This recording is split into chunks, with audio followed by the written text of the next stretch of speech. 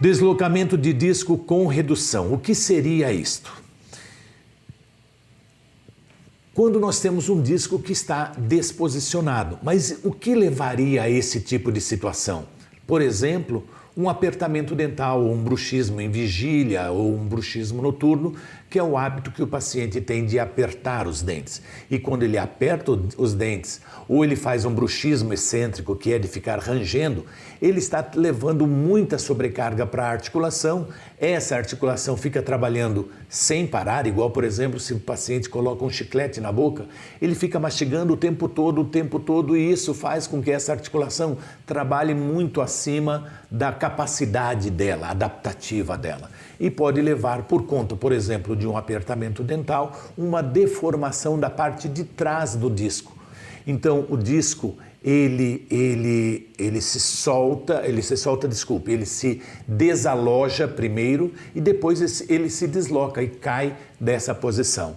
E, às vezes, isso pode ser causado também por algum macrotrauma, um acidente de carro, por exemplo, ou uma pancada, um soco, alguma coisa assim, ou às vezes até exodontias traumáticas, como a gente tem às vezes observado pacientes que chegam aqui. Nós chegamos até a ver esses tempos atrás uma criança que um determinado colega tentou fazer a extração de um terceiro molar e simplesmente numa criança, e a criança teve um deslocamento total do disco, uma criança de 12 anos, tendo uma situação grave sobre o ponto de vista articular. Então a gente tem que pensar muito bem antes de fazer tudo isso. E evidentemente que o paciente, quando ele apresenta o disco anteriorizado, o disco articular anteriorizado, ele vai se reposicionar na abertura, como nós vamos ver. O paciente apresentará provavelmente estalos ou estalidos discretos que evoluirão para estalos mais fortes. É como se ele primeiro se desalojasse um pouquinho e depois ele caísse. E no movimento de abertura ele vai ser capturado, como nós vamos ver. Nessa situação, o paciente não abre em linha reta e ele vai fazer alguns desvios para poder abrir a boca. O paciente pode ou não apresentar dores. Quando ele tem dores, e as dores que eu estou relatando não são dores musculares, são dores na própria articulação. Quando, por exemplo, o disco se desloca para frente, a cabeça da mandíbula vai para trás e vai pressionar aquela área muito inervada e muito irrigada, como eu disse para vocês. Mas esse paciente também pode apresentar outros tipos de dores, de características musculares, que é o que eu não estou falando agora, tá certo? Então aqui nós estamos vendo um disco que está anteriorizado, tá? Por quê? Ele fez muito apertamento, deformou a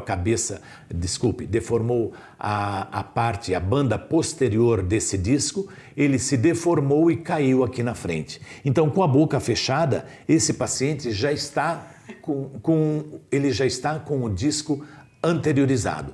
E o fato dele estar com o disco anteriorizado, o que pode acontecer na maioria das vezes é que esse paciente acaba por ter uma situação muito desconfortante sobre o ponto de vista, inclusive, emocional e social, pelo fato de saber que todo mundo está escutando um estalo e essa situação é uma situação verdadeiramente muito ruim.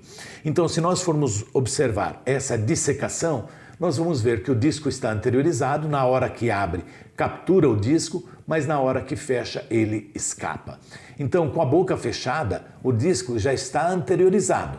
Ele vai abrir, vai capturar o disco, vai fazer o estalo, e quando ele vem, se ele parasse com o disco nesta posição, não teria problema, mas a cabeça da mandíbula vai vir mais para trás e ele vai deixar escapar quando fecha a boca. E a cabeça da mandíbula já começa a poder ou não fazer uma pressão nessa região retrodiscal, fazendo com que o paciente tenha, então, uma dor artrálgica, que é uma dor dentro da articulação.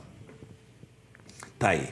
O paciente vai abrir a boca, vai capturar o disco e no momento que ele captura o disco é o momento provável dele estar fazendo um estalo.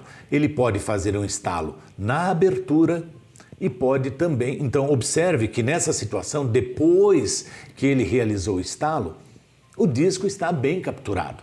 Ele está bem capturado, sim, mas ele vai escapar e pode, nessa situação de escapar, fazer um outro estalo também no fechamento, que nós chamamos de estalo recíproco. Então, na maioria das vezes, os estalos nada mais são do que disco anteriorizado e que escapa na hora que está fechando. Então, e também isso é totalmente passível e facilmente observado quando você domina as ressonâncias magnéticas e você consegue ver se esse paciente está com o disco deslocado ou não. Então, na realidade é o que vocês estão vendo, abre, captura o disco, faz o estalo no momento da captura, mas ele perde o disco no momento do fechamento.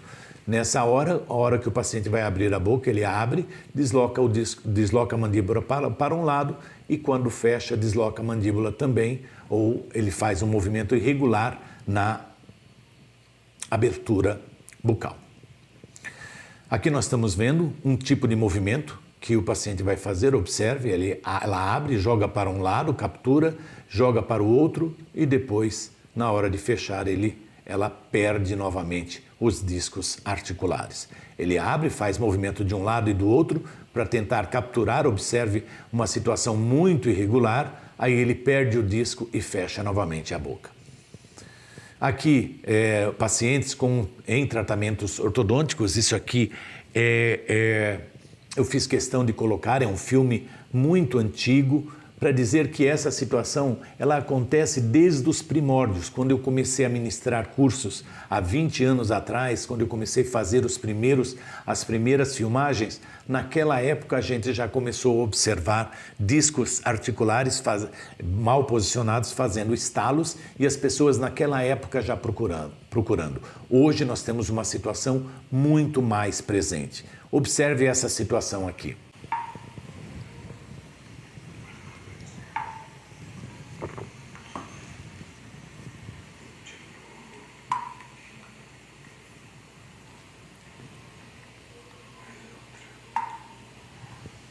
Observem que é uma característica muito ruim para uma paciente, que inclusive essa mesma paciente, como vocês estão vendo, ela já está até sentindo dor.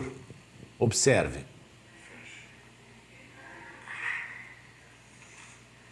É uma situação muito ruim. Então são situações que, evidentemente, essa paciente depois, evidentemente de tratada, nos autorizou, inclusive em cartório, para poder usar essas imagens e a gente notar que essa característica é uma condição muito ruim. Olha o sofrimento para a pessoa conseguir abrir a boca. Olha o sofrimento. E você vai dizer que isso não tem tratamento? Existe um tratamento específico. Olha o sofrimento para poder abrir. É uma paciente que teve um trauma de acidente, perdeu todos os dentes na região anterior, aí de lateral a lateral, e consequentemente desenvolveu provavelmente essa condição de deslocamento de disco por conta do próprio trauma. Então aqui ainda em tratamento, onde a gente já consegue ver que logo no início do movimento a paciente já conseguia manter o disco capturado e já não fazia mais estalos. E vamos ver essa paciente já no final do seu próprio tratamento. Mostra para nós a abertura, então. Olha ali, a mesma paciente, é um caso também muito antigo. Observe que ela abre e fecha a boca, não faz mais aqueles estalos. Por quê? Porque foi tratada. Então, na realidade, nós temos uma precocidade desse tipo de problema, não só em pacientes adultos, mas podemos encontrar...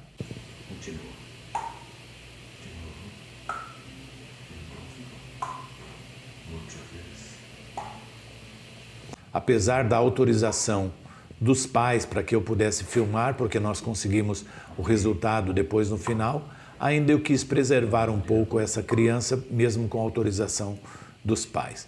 Mesmo porque ela fazia um bruxismo excêntrico, como vocês estão vendo, e essa condição que ela pegou porque ela deslocar, ela somatizava isso na boca porque tinha muita atividade extracurricular, então desenvolveu esse hábito e faz esses estalos. E após o tratamento, o mesmo paciente, observe, o paciente abrindo e fechando a boca, não mais fazendo estalos. Por quê? Por conta do tratamento que a gente propôs. E se a gente for olhar uma ressonância, só para quem nunca teve contato com uma ressonância, a gente sempre vai ver uma estrutura que é em forma de uma curvatura aqui, que é a fossa mandibular. E aqui é a cabeça da mandíbula. E em frente à cabeça da mandíbula, aqui em cima deveria estar o disco, mas não está, ele está caído aqui na frente. E no movimento de abertura, ele é capturado. Observem, abriu, capturou o disco, mas quando fecha ele escapa. Exatamente aquilo que eu falei para vocês.